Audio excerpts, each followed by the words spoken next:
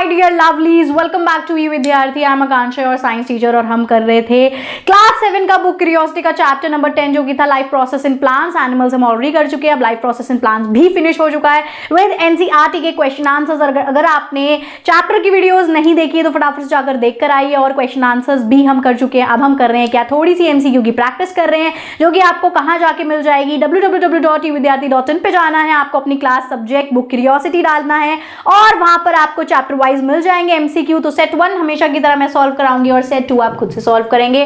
तो चलिए आइए देखते हैं कि सबसे पहले क्या क्वेश्चंस हमें यहां पर गिवन है सेट 1 में।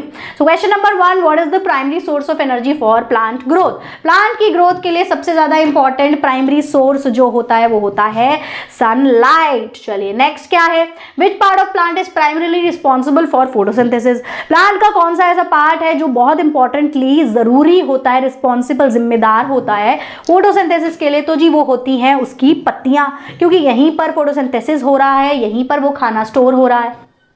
What pigment in leaf helps capture sunlight for photosynthesis? तो जी क्लोरोफिल हेल्प करती है प्लांट को किस चीज के लिए, कि फोटोसिंथेसिस के लिए सनलाइट ट्रैप कर पाए। What gas is essential for plant to prepare starch during photosynthesis? So कौन सी गैस है जो जरूरी होती है प्लांट के लिए कि वो अपना खाना बना पाएंगे ड्यूरिंग फोटोसिंथेसिस? तो वो होती है कार्बन डाइऑक्साइड। कार्बन डाइऑक्साइड की मदद से फोटोसिंथेसिस का प्रोसेस हो पाता है। What is the process by which plants prepare food using sunlight? So कौन सा ऐसा प्रोसेस है जिसमें प्लांट अपना खाना जो है बना पाते हैं सनलाइट को यूज करके? तो वो हो गया यहाँ पर फोटोसिंथेसिस। घुमा फिरा के वही क्वेश्चंस आने वाले हैं, बस थोड़ा सा दिमाग लगाना है, ध्यान से चैप्टर पढ़ा है तो बहुत इजी और मक्खन ये आपको लगेंगे।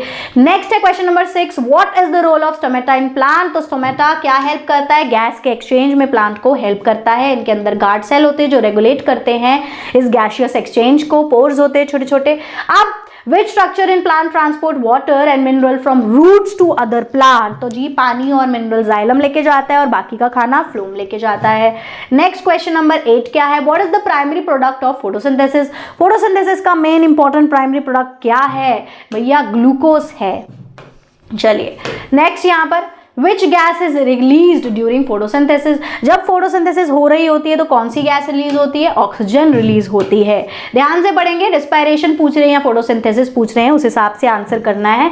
हड़बड़ी में जल्दीबाजी में नहीं लिख देंगे, कर देंगे, मार्क कर देंगे, समझ रहे हैं। Question number 10, Which part of plant transport food from leaves to other parts? कौन सा ऐसा प्लांट का पार्ट है जो ट्रांसपोर्ट करता है food from leave to other part. आप देखो पूछ लिया ना वही वाला सवाल, फ्लोम करता है। ठीक है, नेक्स्ट यहाँ पर question 11, What indicates the presence of starch in a leaf during the iodine test? तो जब हम आयोडीन टेस्ट करते हैं तो स्टार्च प्रेजेंट है, कैसे पता चलता है, ब्लू ब्लैक कलर में चेंज हो जाता है कलर किसी भी चीज का जिसमें स्टार्च हो।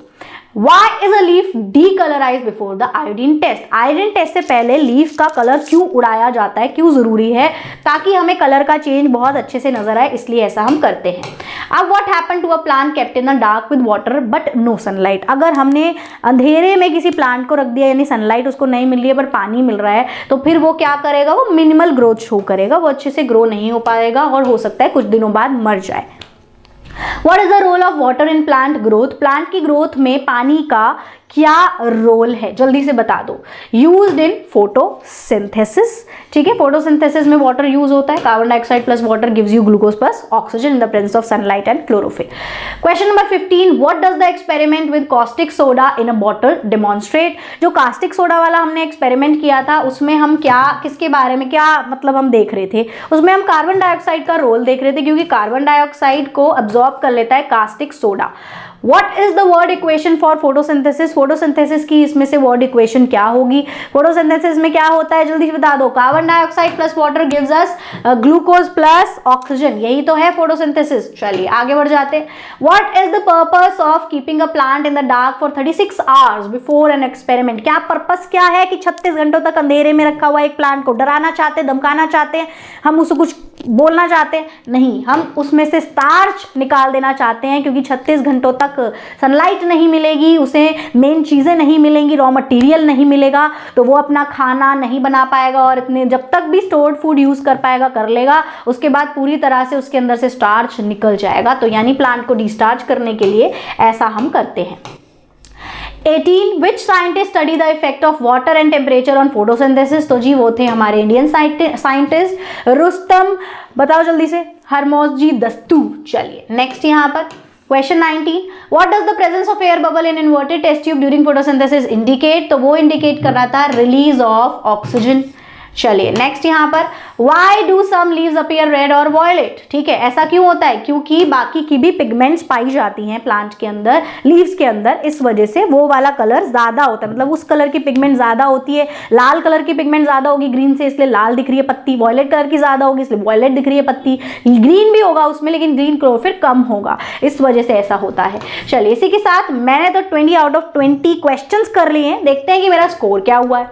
तो भाई मैंने तो हमेशा की तरह स्कोर कर लिया है 20 आउट ऑफ 20, यानी मुझे चैप्टर अच्छे से समझ आ गया। अब देखते हैं आपको कितने अच्छे से समझ आया। तो इसके लिए आप क्या करेंगे, आप करेंगे सेट टू सॉल्व, अपने जो भी स्कोर होंगे ऑनेस्ट वाले वन टाइम पे वो मुझे बताएंगे नीचे कमेंट बॉक्स में। तो आई होप आपको चैप्टर अच्छे से समझ आया, आपने एंजॉय किया है। इसी के साथ फिर मिलेंगे अगली वीडियो में। Bye bye cuties.